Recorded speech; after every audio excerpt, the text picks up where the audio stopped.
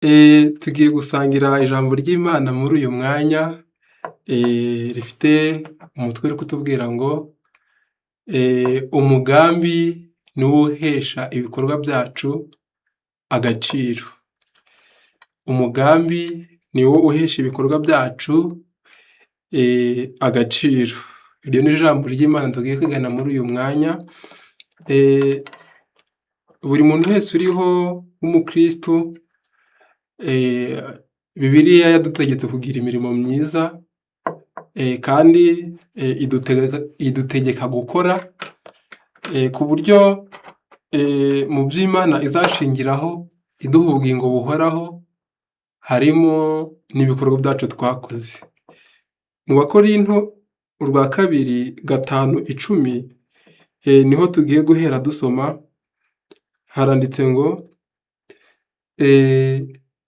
kuko twese dukwiriye kuzagaragarizwa imbere y'intebe y'imanza ya Kristo, kugira ngo umuntu wese ahabwe ibikwiriye ibyo yakoze, akiri mu mubiri, ari byiza cyangwa ibibi.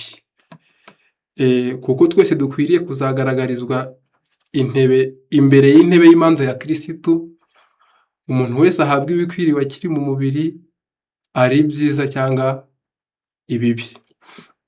Amagambo asa nayo ntarasoma, ni mu Mubwiriza 12 kugeza kuri 12, 13 kugera kuri 14. Handitse ko Imana izazana umurimo wose mu rubanza umuntu yabashije gukora akiri mu isi.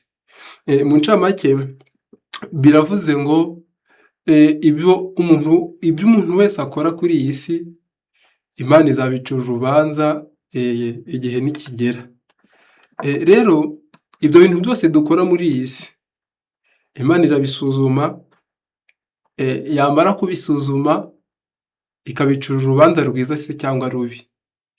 Noneho kubera ko ntabwo twese dukora ibikorwa runaka dufite umugambi umwe, ahubwo hari igihe umutima ubikora ubikunze, ariko nanone hari igihe umutima upfa kubikora utabikunze. Ibyo byose Imana irabipima. Yenda ndatanga irindi somo rimwe riri mu Migani 23:7 kugira ngo mwumve uko havuga.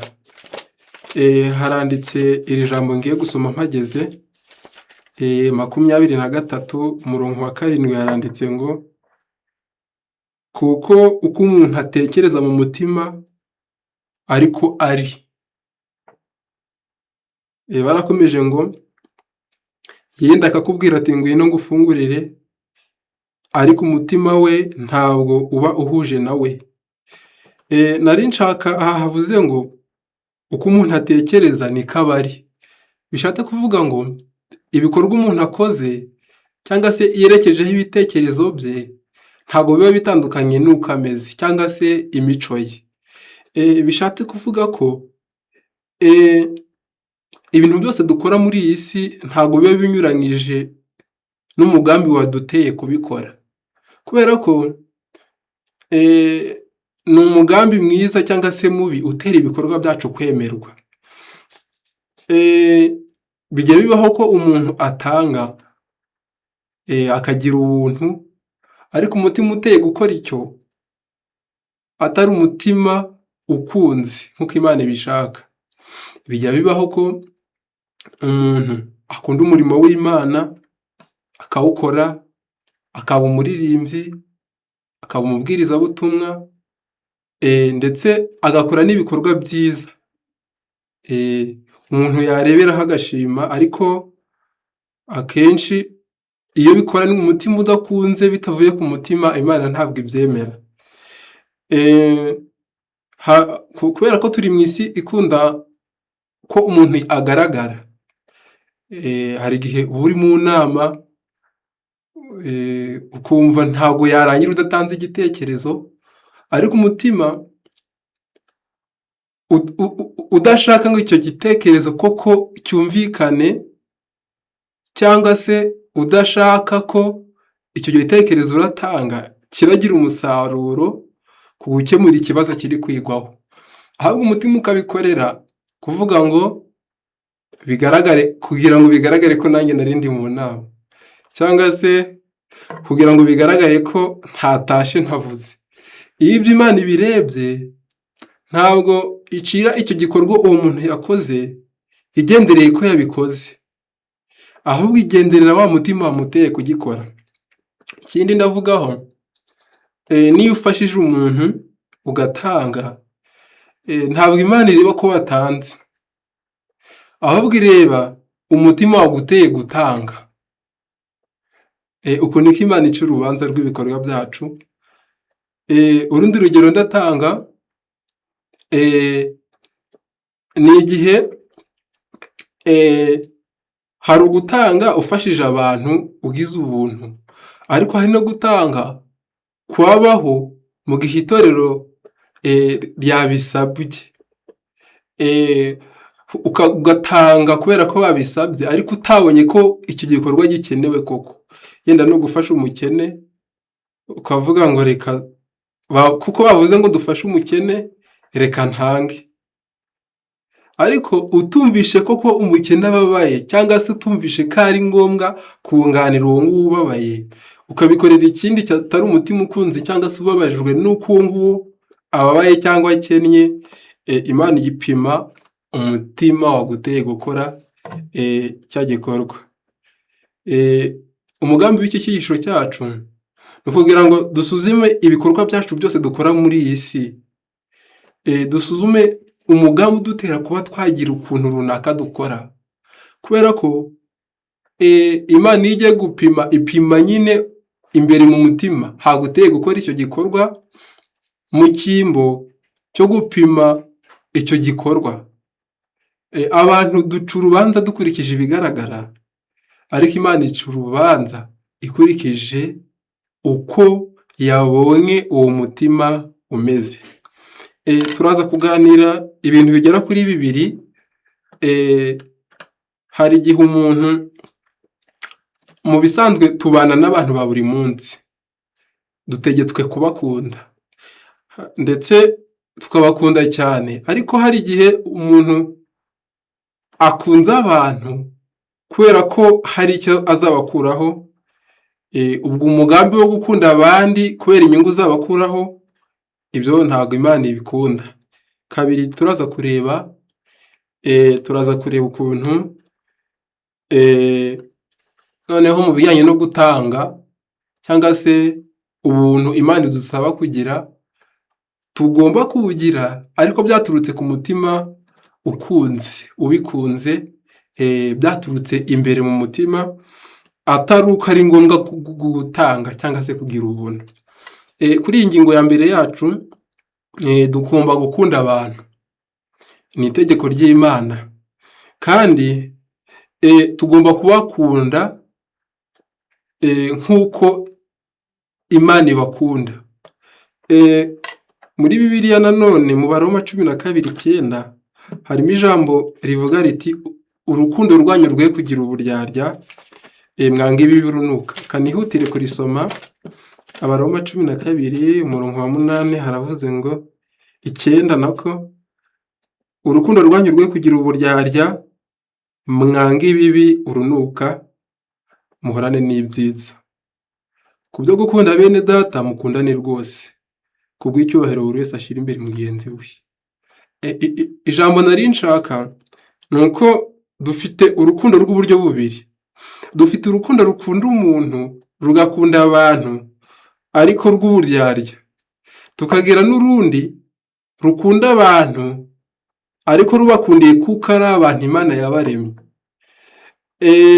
Izo nkunda ebyiri ziratandukanye. Icyo Imana idusaba ni ukwiyambura urwo rw'uburyarya, ahubwo tukambara urundi rwo gukunda abantu, kubera ko Imana yabaremye. Kuko umuntu ufite ibintu cyangwa se ushoboye, biroroha kumukunda kubera ko uzi ko ushoboye kuzagabana kuri ibyo ngibyo afite. Umuntu mbese ugize uko ameze, kumushakaho ubucuti ngo umukunde, muri iyi si y'iki gihe niko abantu benshi bakora, ariko urwo rukundo Imana iyo igiye gupima ntabwo ipima ngo uyu muntu uramukunda, wamwitayeho, wamuvuze neza, ibyo byonyine kuko no kuvuga neza abandi turabisabwa mu bijyanye no kwita ku bandi, ariko Imana igapima uwo mugambi. Muri Petero ya mbere 3:8 hadusaba nanone kugira urukundo, yenda ndaza kuhasoma muri ubu buryo. Haravuze ngo ibisigaye mwese muhuze imitima, mubabarane kandi mukundane nk'abavandimwe, mugirirane imbabazi mwicisha bugufi mu mitima, ntimukiture umuntu inabi yabagiriye cyangwa igitutsi yabatutse, ahubwo mumwiture kumusabira umugisha, kuko ari byo mwahamagariwe kugira ngo namwe muragwe umugisha. Uwarazwe umugisha na Aburahamu wanze ko mwene wabo Loti bagirana amakimbirane, yanga kumwitura ibyo yamukoreye. Icyo nshaka muri iri somo ni iki ngiki, ni uko iri jambo ry'Imana riratubwiye ngo ahubwo duhuze imitima, tubabarirane, niturangiza dukundane nk'abavandimwe. Ntituko turi umuntu nabi yatugiriye, ariko ngo umugambi wabyo ni ukugira ngo natwe tuzaragwe iki? Umugisha. Urukundo Imana idusaba ni ugukunda umuntu mu buryo bwa kivandimwe. Urukundo Imana idusaba ni ugukunda umuntu kubera ko ari umuntu Imana yamuremye, kuko ugifite urukundo ntabwo arobanura, ntabwo urukundo rubanura ku butoni, ahubwo urukundo rwita ku muntu uwo ari we wese, uworoheje akitabwaho kimwe n'ukomeye. Niyo miterere y'urukundo. Si ukubera ko uworoheje ntacyo azakumarira ngo ureke kumukunda, ahubwo umwitaho ukamukunda kuko uzi ko ari nawe Imana yamuremye, ko ni ikiremwa cy'Imana, ni nk'abantu nk'abandi. Uba ufite urukundo rwiza Imana ishaka, ntabwo urukundo rurobanura ku bitoni ngo uyu ni uworoheje, uyu ni mugufi, uyu ni muremure, uyu ni umukene, uyu ni umukire, uyu arakaze, uyu ntabwo akaze, uyu ni mubi, uyu si mwiza. Ahubwo urukundo rukunda bose, ntabwo rurobanura. Urwo rukundo ni rw'Imana idusaba, ikanga rwa rundi rukunda abantu ariko hari icyo tuzabakuraho. Muri Matayo 7:12 haravuze ngo ibyo mushaka ko abantu babagirira namwe ari byo mubagirira namwe.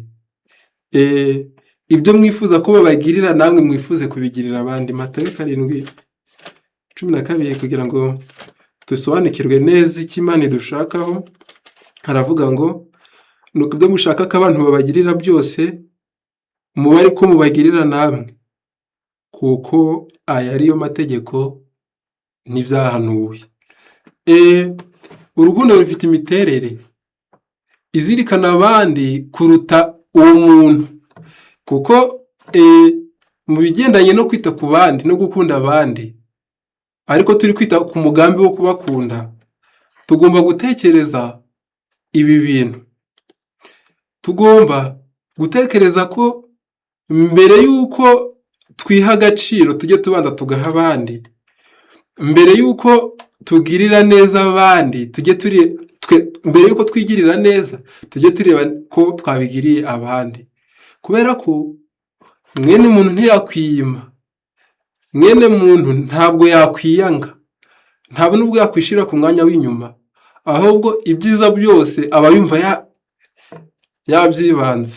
Kubera ko reba igihe ugiye kuri banke abakiriya ari benshi, mbese ujya wumva wowe wahabwa serivisi nyuma muri 20 cyangwa se 30 muratonze kandi uri kwihuta, noneho wenda ni kuwa nyuma cyangwa se undi munsi, kandi uritegura isabato kugira ngo utayica, noneho uba wumva ari wowe wahita uhabwa serivisi mbere kandi n'abandi bakeneye iyo serivisi. Kwita ku bandi Imana idusaba ni iki? Ni ukumenya ko iyo serivisi turayikeneye, dukeneye kwitaho kuko natwe turi abantu, ariko kugira umutima uzirikana ko n'abandi nabo bakeneye kugirirwa neza nk'uko nawe uri kumva bikeneye, icyo ni cyo Imana idusaba. Ibyo mushaka ko abandi babagirira byose mube ariko mubagirira namwe, iki ni cyo Imana idusaba. Mbese gira umutima wumva ko n'abandi bakeneye nk'uko nawe uri kumva ukeneye. Uwo mutima niwo Imana idusaba kugira, wo kuzirikana abandi. Noneho kuri iyi ngingo ya mbere ivuga ko tugomba kugira urukundo ariko rukomotse mu mutima wo gukunda abandi, tugomba kurusobanukirwa neza mu miterere yarwo, kubera ko urukundo ni ihame, kandi ni ihame ritandukanye n'andi mahame yose. Muri iki gitabo cyitwa Intekerezo, Imico n'Ubumuntu, ni umugabane wa mbere cy'igishusho cya 23 kivuga urukundo, ihame mvajuru kandi rihoraho.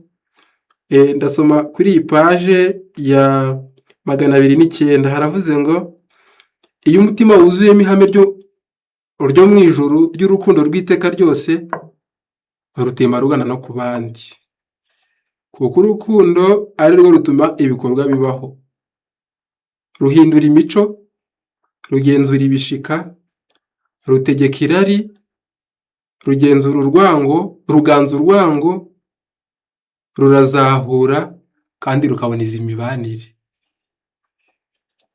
Urukundo nyakuri ruroroheje mu mikorere yarwo, kandi rutandukanye n'andi mahame mu mikorere yarwo.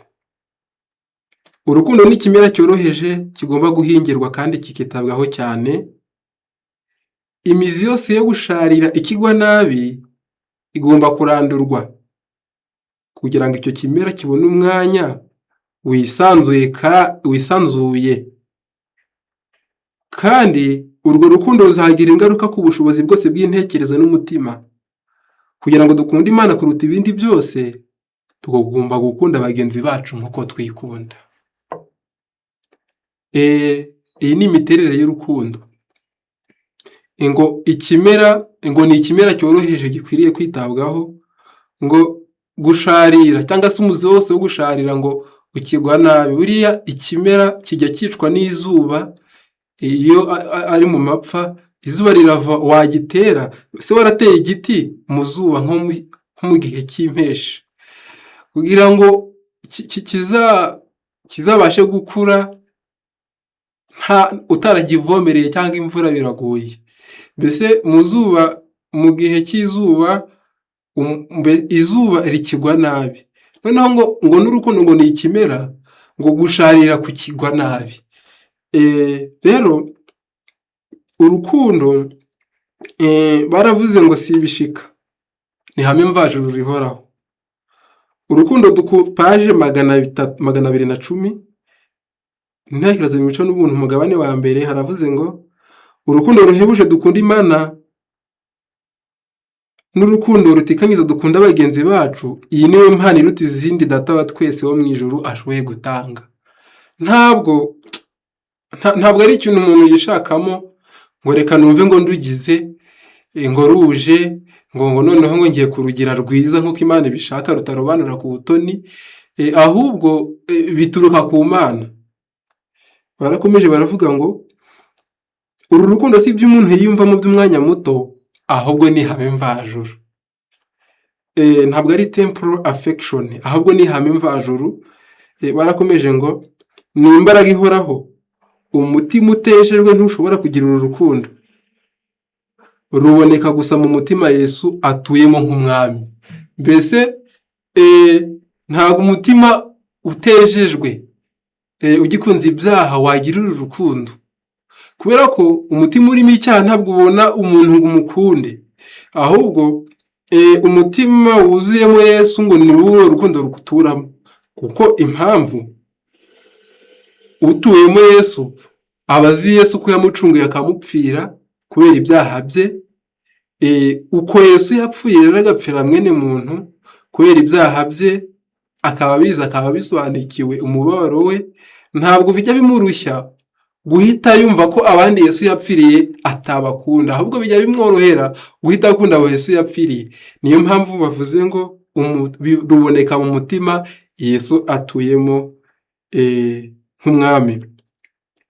Turayikunda kuko ariyo yabanje kudukunda. Yohana 1:4-19, mu mutima wagizwe mushya n'ubuntu bw'Imana, urukundo ni ihame rigenga imikorere. Noneho urukundo ni imbaraga z'ubwenge n'imico mbonera biri muri iryo hamwe.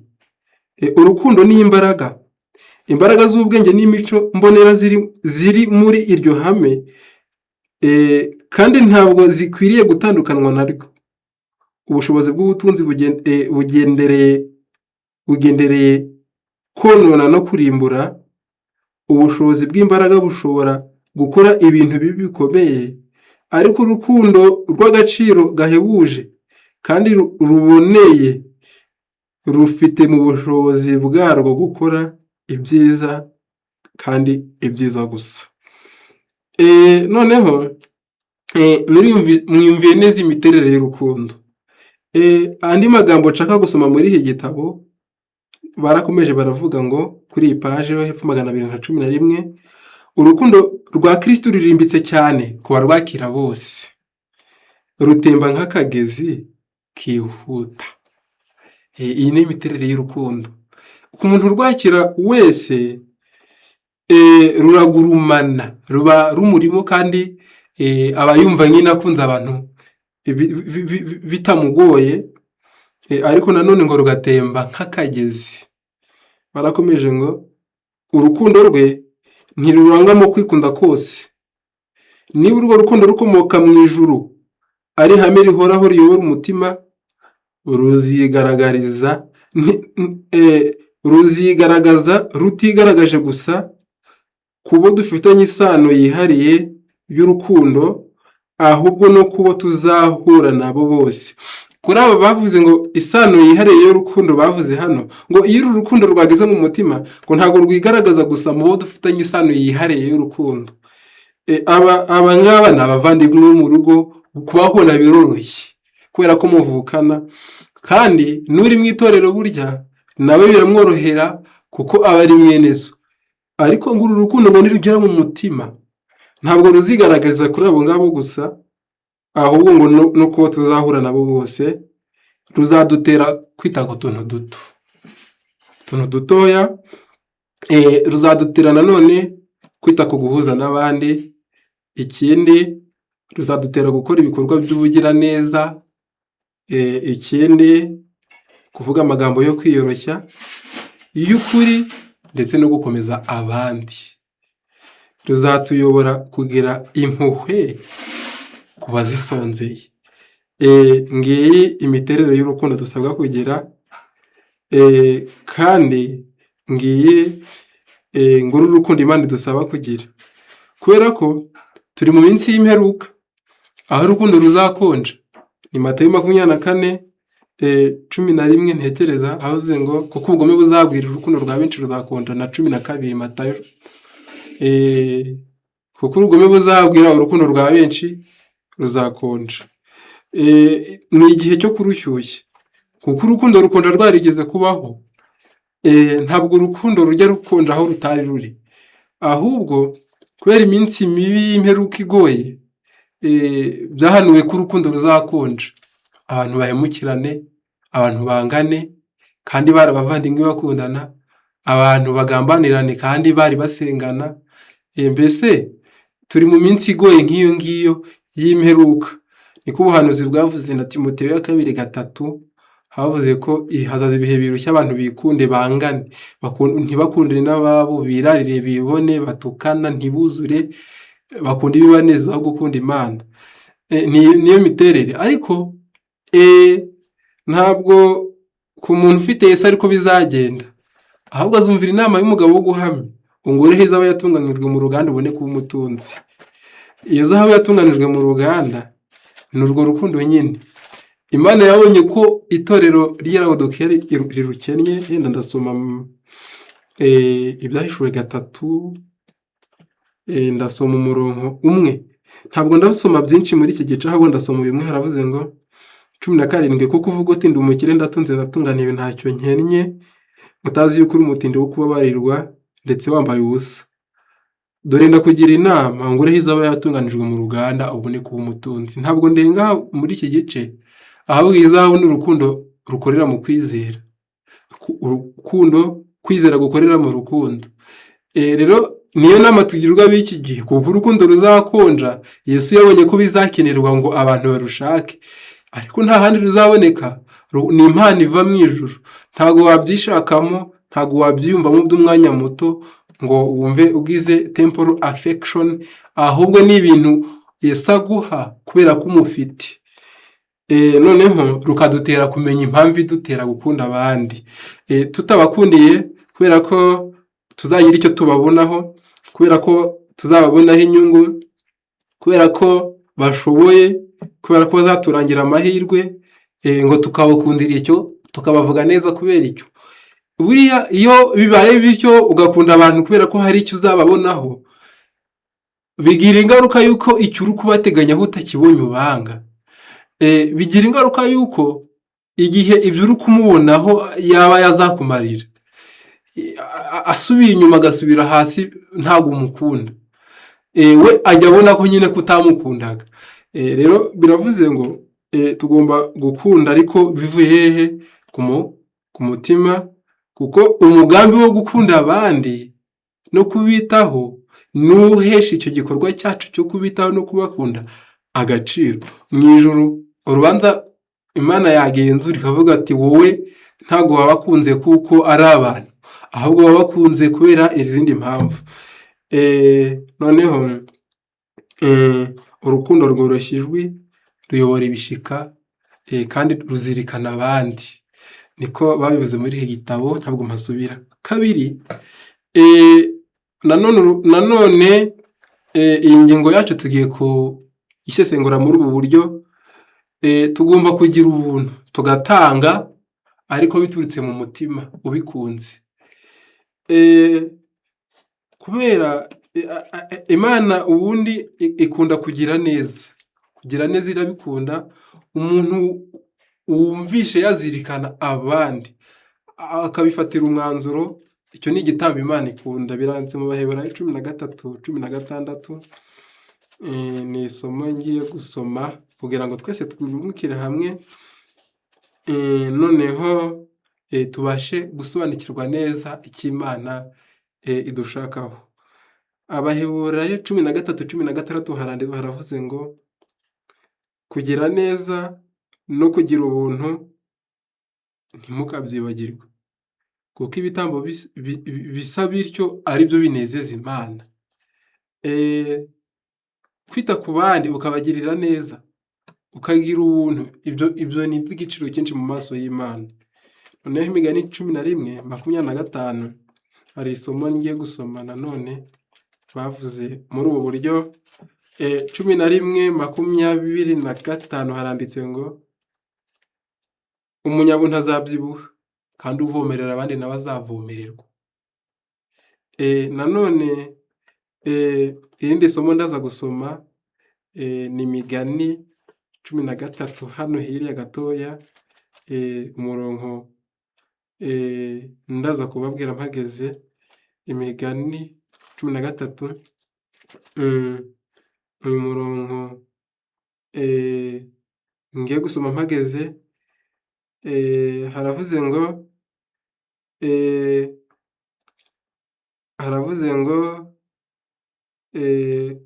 11:26, uwimana amasaka azavumwa na rubanda, ariko umugisha uzaba ku muntu uyagabura. Mbese iyi mirongo yose ikubiyemo kugira ubuntu. Iyi mirongo yose ikubiyemo gutanga, ukagirira neza abandi. Ngo uwimana amasaka azavumwa na rubanda, ariko umugisha uzaba ngo ku muntu ugabura. Nanone Imigani 19:22 hari irindi somo rivuga ibyerekeye ibyo. Ineza y'umuntu niyo imutera gukundwa, kandi umukene aruta umunyabinyoma. Burya umuntu akundirwa ineza ye, akundirwa gutanga. Utanga niwe ukundwa. Kugeza aho naho Bibiliya yavuze ngo burya ngo ku muntu w'umunyabuntu ngo umuntu ngo kugeza aho yaravuze ngo umunyabuntu nta muntu utajya wifuza kuba yamushakaho ubucuti. Noneho uku kugira ubuntu Imana irabishaka, ariko ukuntu ibishaka, ishaka ngo bibe, ariko twapimye umugambi waduteye kubikora. Irabishaka, ariko ishaka ngo tubigire, ariko yapimye umugambi waduteye kugira ubwo buntu, waduteye uko gutanga, waduteye uko kuzirikana abandi. Ibi byigeze bibaho kera, abakurambere bacu bagiraga ubuntu cyane. Aburahamu yari umunyabuntu. Intangiriro 12 yaravuye ngo nzaguha umugisha, nawe uzaba umugisha. Yobu nawe yigeze abaho. We hari ibyo yivuzeho turasoma muri Yobu 29, nawe yabayeho, ariko aba umuntu wagize ubuntu cyane, ndetse aba umuntu wasobanukiwe neza kugirira neza abandi. Yobu 29 hari ibyo yivuzeho nshaka kugira ngo dusome muri icyo gice, ariko si byose ndasoma, ahubwo ndasoma bimwe na bimwe. Uhereye ku murongo wa mbere hari ibyo yivuzeho, ngo iyaba nari meze nko mu bihe bya kera, nko mu minsi Imana yandindaga, icyo gihe itabaza ryayo ryamurikaga ku mutwe wanjye, nkagendera mu mwijima nyobowe n'umucyo wayo. Nk'uko nari meze mu minsi y'ubukwerere bwanjye, Imana ikingira inama mu rugo rwanjye. Isumba byose yari ikiri kumwe nanjye, abana banjye bankikije. Intambwe zanjye zari zaranyuzwe n'amavuta, urutare rukansukira imigezi y'amavuta ya elayo. Iyo najyaga ku irembo ry'umudugudu, ngatereka imbere yanjye, ngatereka intebe yanjye mu marembo, abasore barambonaga bakihisha, n'abasaza bakampagurukira bagahagarara, ibikomangoma byaracecekaga bikifata ku muntu. Ijwi ry'imfura ryaroroshwaga, ururimi rwazo rugafatana nk'urusenge rw'akanwa kabo, ugutwi kwanyumvaga kwanyitaga uhiriwe, n'ijisho ryambonaga ryamberaga umuhamya yuko nakizaga umukene utaka. Aha niho nari ngendereye cyane, muhumve. Yuko nakizaga umukene utaka, n'imfubyi nayo itagiraga ifasha. N'uwendaga gupfa wese yansabiraga umugisha, kandi ngatuma umutima w'umupfakazi uririmbishwa no kunezerwa. Nambaraga gukiranuka kukanyambika, kutabera kwanjye kwari kumeze nk'umwitero n'ikamba. Nari amaso y'impumyi n'ibirenge by'ikirema, nari se w'umukene, ngakurikirana urubanza rw'uwo ntarinzi. Navunaga inzasaya z'umunyabyaha, nkamushikuza umunyago mu menyo ye. Nsomye byinshi, ariko ngambiriye kugira ngo dusangire aya magambo yuko yitaga ku bandi. Abakene yabitagaho, umupfakazi wendaga gupfa wese yamusabiraga umugisha. Ariko ibyo yabikoze ku bw'ubuntu bw'ibyo yarabagiriye. Si uko yari afite, wenda yari umukire, ariko nawe icyo ufite wagira ubuntu. Ntabwo kugira neza bisaba kuba utunze. Ducyo ufite Imana iratubara, ikaha agaciro uko gutanga kwawe. Nuko umupfakazi ibyo yatanze byari bike, ariko Yesu yita ku ituro rye. Noneho abakera bagize ubuntu. Nanone Yobu 3:16 hari ibindi yahavuze nshaka kugira ngo nsome, n'aha ngaha muhumve cyane.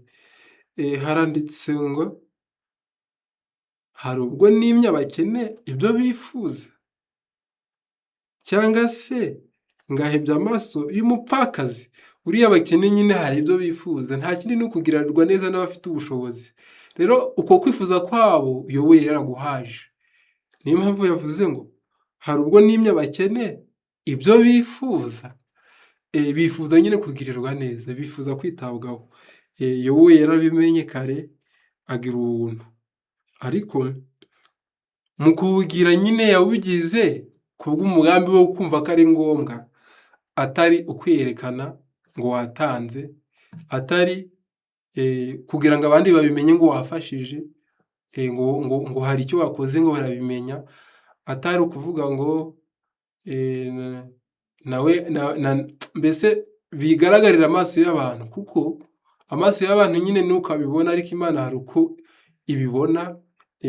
Ubwo byaba byiza ubikoze ariko ntiwivuge ko wabikoze, ahubwo ubu bikoreye akazabivuga, akakuvuga ko wamugiriye neza, kandi nabwo wabyumva ko yabivuze ntibigutere ubwibone mu mutima.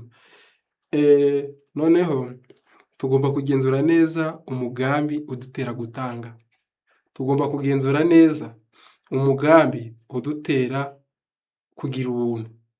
Tugomba kugenzura niba ibikorwa byacu dukorera abandi mu kubahaza no kubagirira neza amakene yabo ngo tuyakemure, tutabikorera kwikunda ngo tugaragaze ko dushoboye, tutabikorera kwikunda kugira ngo bigaragare ko dufite ibindi bintu by'igiciro cyinshi, ahubwo kubw'umutima wo kumva ko bababajwe nyine n'ibyo ngibyo.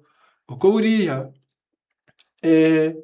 umuntu uzi agaciro ko kugira ubuntu ariko bivuye ku mutima, we ntabwo ajya yita, ahubwo nta nubwo aba ashaka ngo babimenye ko hari icyo yakoze, kuko ukuboko kw'iburyo niko ubikora, ukw'ibumoso ntikukamenye ko wabikoze.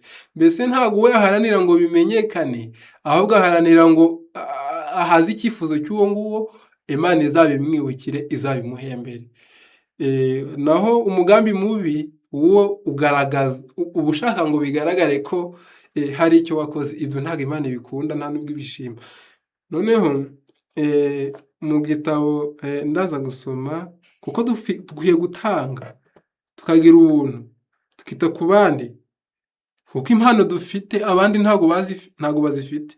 Imana yaduhaye ubwenge, cyangwa se yaguhaye ubwenge, urashoboye, warize, ufite amashuri nyine, uzi gukora ugatera imbere, cyangwa se uracuruza, ni ibindi ukora nyine.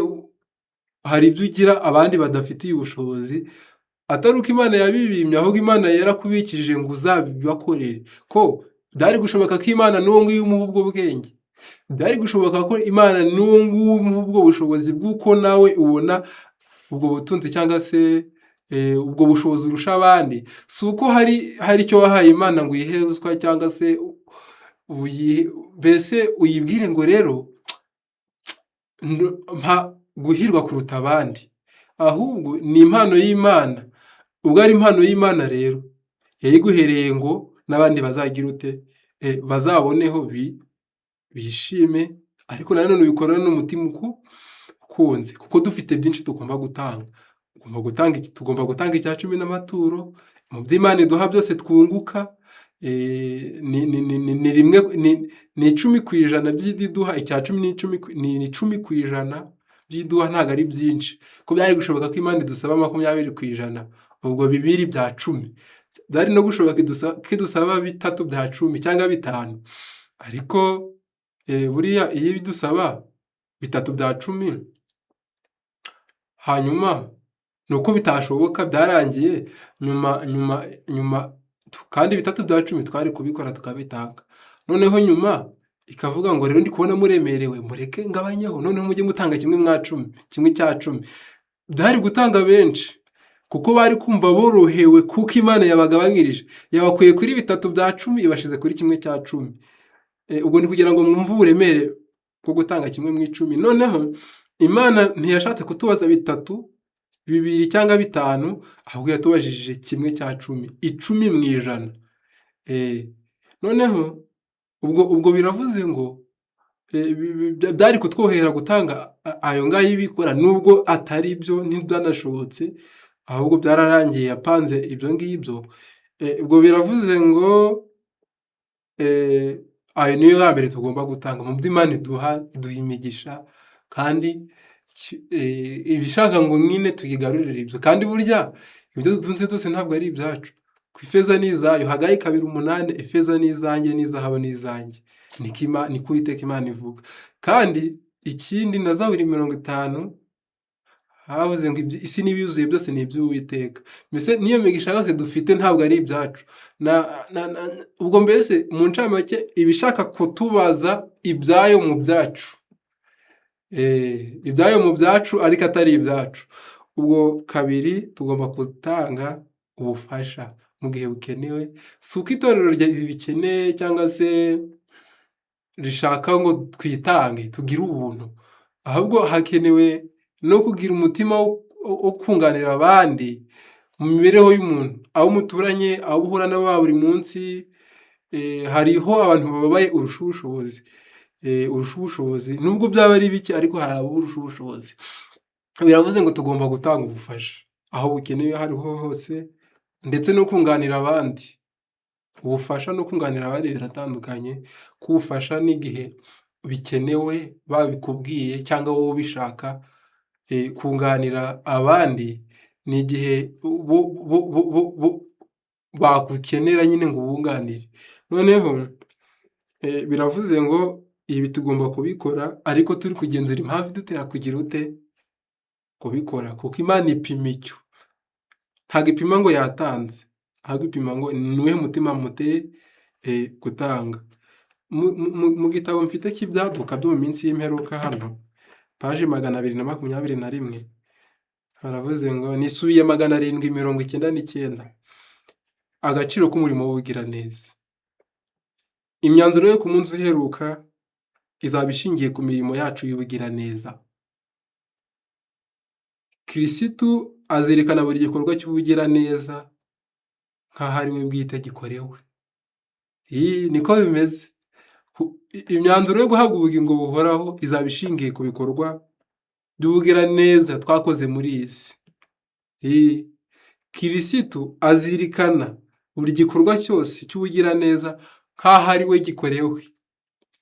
Igihe amahanga azaba ateraniye imbere ye, hazabaho ibyiciro bibiri gusa, kandi umurage w'iteka ryose w'abantu uzagenwa hakurikijwe ibyo bazaba barakoze cyangwa barirengagije kumukorera mu ishusho y'abakene n'abababazwa. Niko bimeze. Mbese kuzaraga ubugingo buhoraho biravuze ngo bizaba byaratewe n'imirimo twakoreye hano mu isi yo kunganira abandi. Noneho kuri iyi paji ikurikira isubiye 803 baravuze ngo ku munsi w'urubanza bamwe baziyitirira igikorwa runaka cy'ubugiraneza nk'aho gikwiriye kubahesha agaciro. Bazavuga bati, nahaye abasore akazi, natanze amafaranga yo kubaka ibitaro, nagobotse umupfakazi kandi ncumbikira umukene mu nzu yanjye. Ni ukuri, ariko imigambi yawe yari yarahindanijwe no kwikunda ku buryo icyo gikorwa kitari gikwiriye kwemerwa imbere ya Nyagasani. Mu byo wakoze byose inarijye niyo yari yashizwe imbere. Niko bizagenda. Ngo benshi bazaza babwire Yesu ati, nyamara nahaye abantu akazi, abasore, naratanze ibitaro birubakwa, wenda si ngibi gusa, ahubwo si uko ibitaro wabyubatse nawe, si uko watanze n'akazi, kuko hari igihe nyine bitari, ntabwo wagatanze, nta nubwo wubatse ibitaro wenda, ariko wakoze ibindi, wafashije umukene, watanze imyenda barambara, hari ibindi nyine wagerageje gukora. Ngo ibyo ngo abenshi bazabivuga, ariko ngo hari ikintu kimwe Imana ngo izapima, ni ukuri. Ariko imigambi yawe yari yarahindanijwe no kwikunda ku buryo icyo gikorwa kitari gikwiriye kwemerwa imbere ya Nyagasani. Mbese umugambi uyu yari yaratanze kandi byaragiye, kandi abo yahaye barahawe serivisi, barananyurwa, barishima, bashima n'Imana. Ariko uwo watanze ntabwo yagororewe. Kubera iki? kubera ko byatewe n'iki? Ngo uwo mugambi ngo yari yarahindanijwe no kwikunda, ku buryo icyo gikorwa kitari gikwiriye kwemerwa imbere ya Nyagasani. Mu byo wakoze byose inarijye niyo yari ishizwe iki? Hejuru. Murumva ko bene data, Imana ipima nyine umugambi. Iyo harimo kwikunda no kugira ngo ugaragare, ibyo ntabwo ibiha agaciro. Ntabwo ibiha agaciro, kuko ubwo ahubwo ibikorwa abantu badashima cyane nk'amaso y'abantu ngo abivuge ko bikaze, ibyo ni by'igiciro cyinshi mu maso y'Imana. Turaza kubisoma.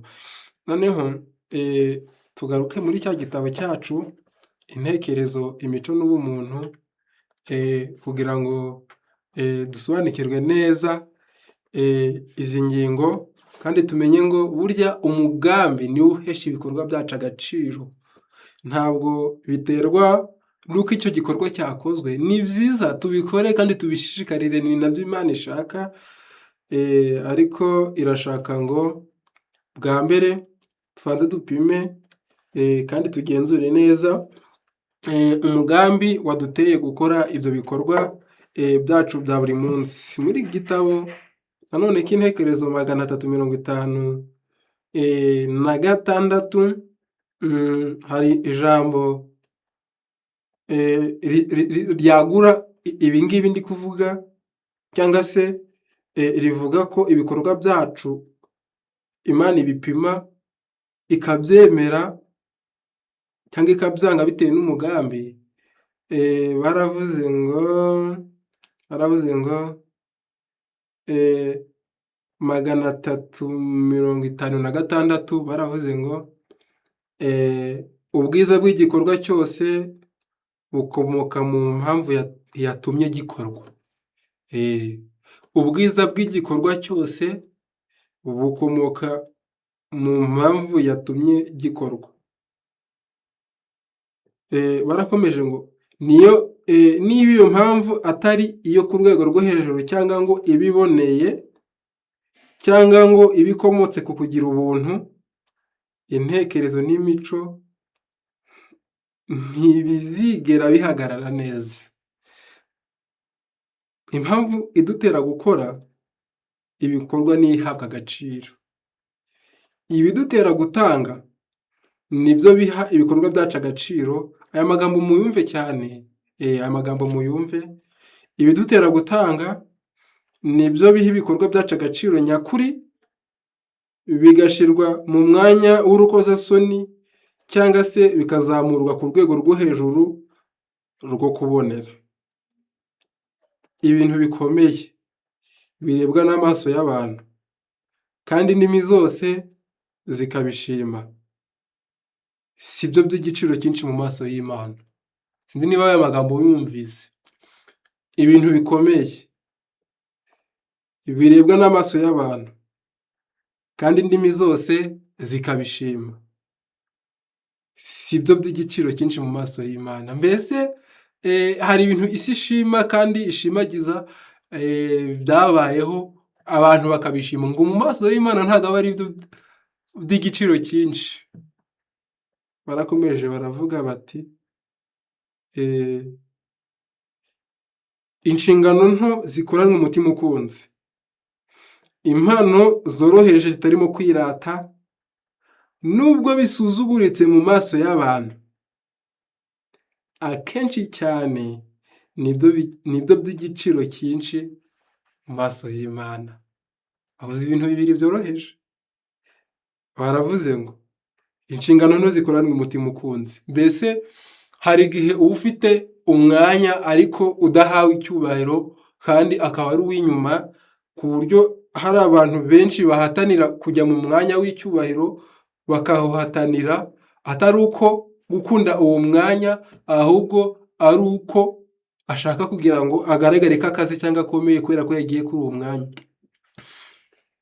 Igitabo cyo kiravuze ngo inshingano nto zikoranywe umutima ukunze. Hari igihe nyine ufite inshingano zitazwi, cyangwa se uri ahantu nyine ku buryo bavuze ngo mu myanya iri hano ngaha cyangwa se abashinzwe ibi ngibi nibi batagutekereza, hari igihe imirimo y'iyo hirya inyuma idakunze kumenyekana, ariko burya ngo inshingano nto izo z'iyo hirya ngo zitazwi n'abantu, ngo ariko zikoranwe umutima ukunze, akenshi ngo ubwo ni akambere. Kabiri, impano zoroheje zitarimo kwirata. Ubwo ni utuntu tubiri. Icya mbere ni inshingano zoroheje ntoya ariko uzikoranye nyine umutima ukunze.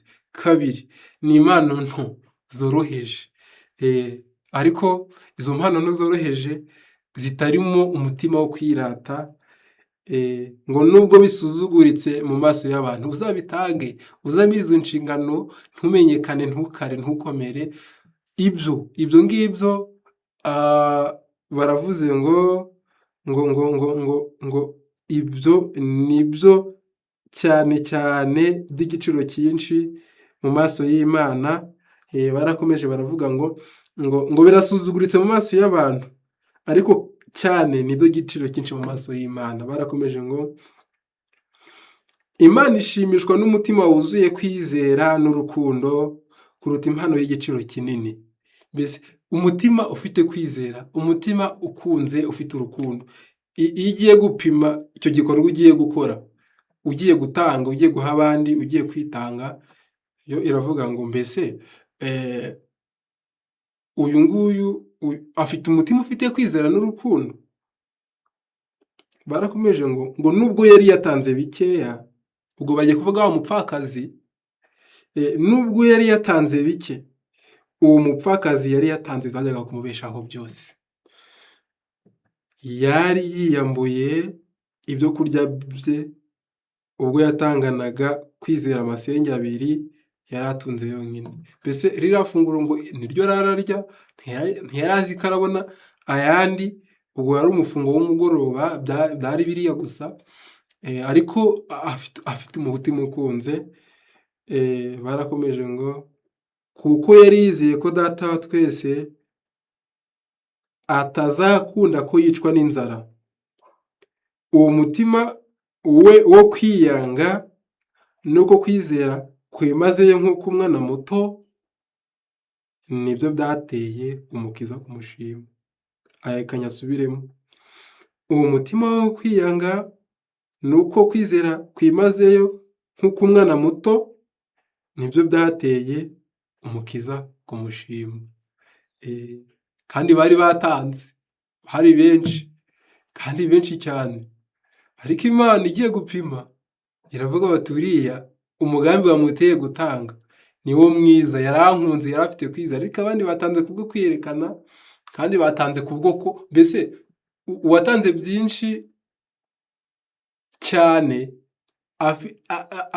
afite umutima ukunze, yahwanyije n'uyu nguyu, n'uyu mukecuru. Noneho n'uwatanze byinshi adafite umutima ukunze, we yahombye kabiri. Yahombye ayo yatanze, ahomba n'imigisha izanwa mu gutanga bikuye ku mutima. Noneho reka twihute muri iki gihisho cyacu, ariko umugambi ni ukugira ngo tumenye neza ko mu bijyanye n'umurimo w'ubugiraneza twese yose tubwira, mu kugirira abandi neza, mu kunganira abandi, mu gutanga ndetse no gufasha, tujye dusuzuma neza impamvu idutera gutanga ndetse no gukora, kugira ngo ubwo iherezo rizaba rigeze Yesu agarutse atazatubwira ngo simbazi. Kuko bariya azabwira ngo simbazi, si uko batagaragaraga nyine nk'abi, ahubwo bari kumwe n'abandi, kandi byagaragara ko bakoze nk'uko abandi bakora, kandi ikindi bari hamwe n'abo yamenye. Niyo mpamvu ni ingenzi kugenzura ibikorwa byacu ndetse n'umugambi udutera gukora. Muri iki gitabo barakomeje ngo Imana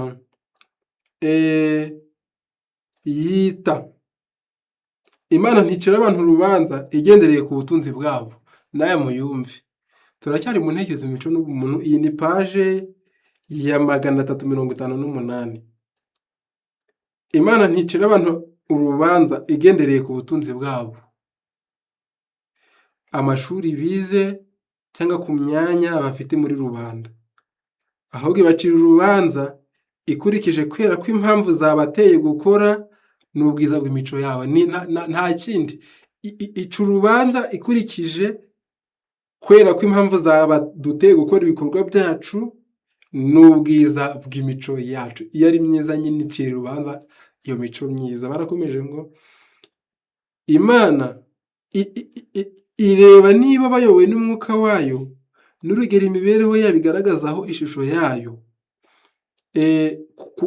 Kuba nk'umwana muto mu kwicisha bugufi, kugura umutima,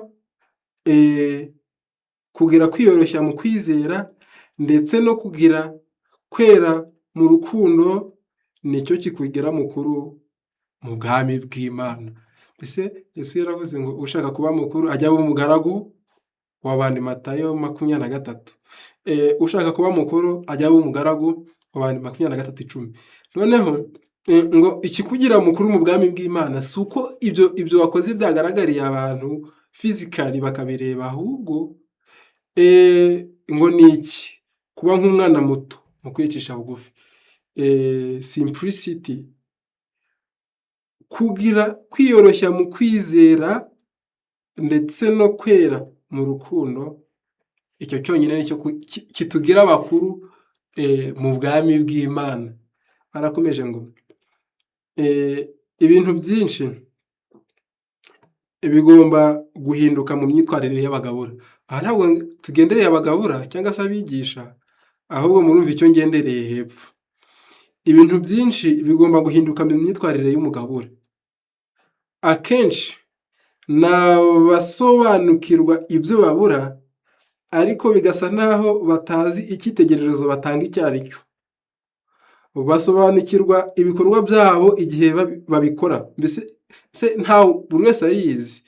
Abakorinto 2:13-5 yavuze ngo mbese ntimwimenya keretse mubaye abagabo. Noneho ngo basobanukirwa ibikorwa byabo igihe babikora, ariko bakabyibagirwa vuba, bityo ntibikosore. Aha bavugaga abagabura ko abenshi ari abasobanukiwe amakosa cyangwa se icyitegererezo batanga katari cyiza, ariko ngo baba babizi, ariko ngo babyibagirwa vuba ngo ntibikosore. Barakomeje baravuga bati iyo aba bagabura batekerezaga buri munsi ku bikorwa byabo, iyo aba bisuzumaga mu mutima babyitondeye kugira ngo barusheho kumenya neza akamenyero k'imibereho yabo, bari kurushaho kwimenya ubwabo. Mu gusuzuma imibereho yabo ya buri munsi, mu bintu byose barushaho kumenya, mu gusuzuma imibereho yabo ya buri munsi, mu bintu byose barushaho kumenya neza impamvu ibatera gukora n'amahame bakoresha.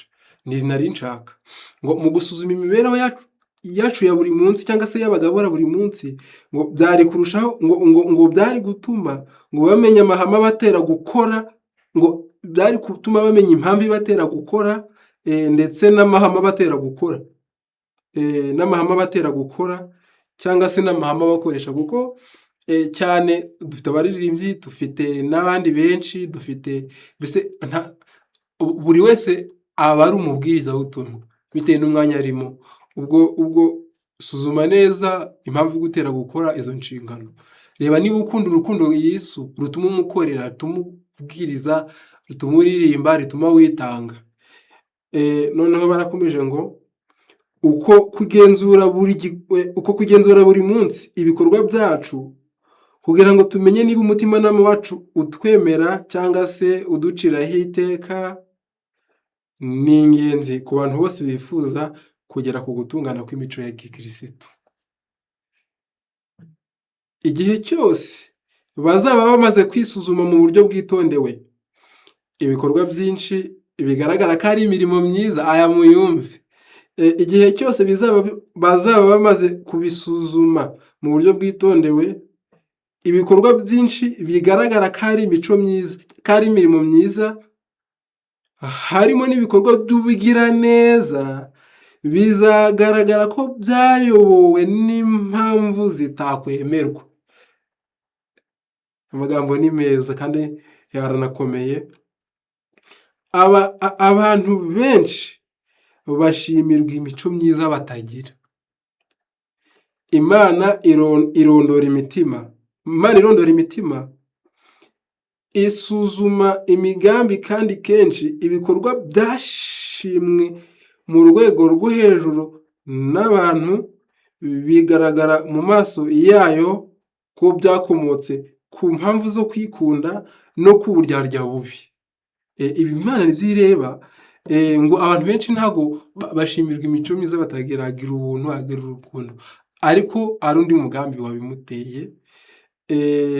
Imana ngo yirondora rero isuzuma imigambi, kandi kenshi ibikorwa byashimwe ku rwego rwo hejuru n'abantu bakabirata, ngo byakomeye, bigaragara mu maso yayo ko byakomotse ku mpamvu zo kwikunda no mu buryarya bubi. Imana ibipimye nuko ibireba. Barakomeje ngo buri gikorwa cyose cyo mu buzima bwacu cyabakiza, buri gikorwa cyose cyo mu buzima bwacu cyaba cyiza, kandi buri gikorwa cyose cyo mu buzima bwacu cyaba cyiza gikwiriye gushimwa cyangwa kigacirwa, cyangwa gikwiriye kugawa, gicirwa urubanza na wa wundi urondora imitima hakurikijwe impamvu yaguteye kugikora. Mbese mu ncamake, kugira ngo twerekere no ku musozo, buri bikorwa byose bipimwa n'Imana, Imana igapima niba ibyemera. Ngaho buri wese naharanire kugira ngo amenye ngo uburyo umugambi ugutera gukora ibintu, Imana ipima uwo mugambi, icyo gikorwa ukoze ikabiha agaciro. Mu ijuru irabyandika, abantu babishima, kandi twabonye ko ibishimwa na benshi Imana ngo mu ijuru ntabwo ari byo bihabwa agaciro, babirata, babikunda, bigashimwa, ariko mu by'ukuri mu ijuru atari byo by'igiciro cyinshi. Wagira ubuntu, wakunda abandi ari undi mugambi, ariko Imana itabishimye. Ngaho uyu munsi dusuzume imibereho yacu, dusuzume ibikorwa byacu, kubera ko nibyo bizadutera kumenya umugambi dutera. Abantu bacira urubanza ibigaragara n'ibyo babonye n'ibyabaye, ariko Imana nizi impamvu. Bizadutera kwisuzuma neza kugira ngo Imana itwemere bidaturutse uko ibintu bigaragara. Iri somo ridufashe twese dusorezaho riri muri Matayo 5:8, kuko naryo ni urufunguzo rwo kumenya ibikorwa byacu kugira ngo tubimenye. Haranditse ngo 5:8, hahirwa abafite imitima iboneye kuko aribo bazabona Imana. Imana ibidushoboze mu izina rya Yesu. Amen.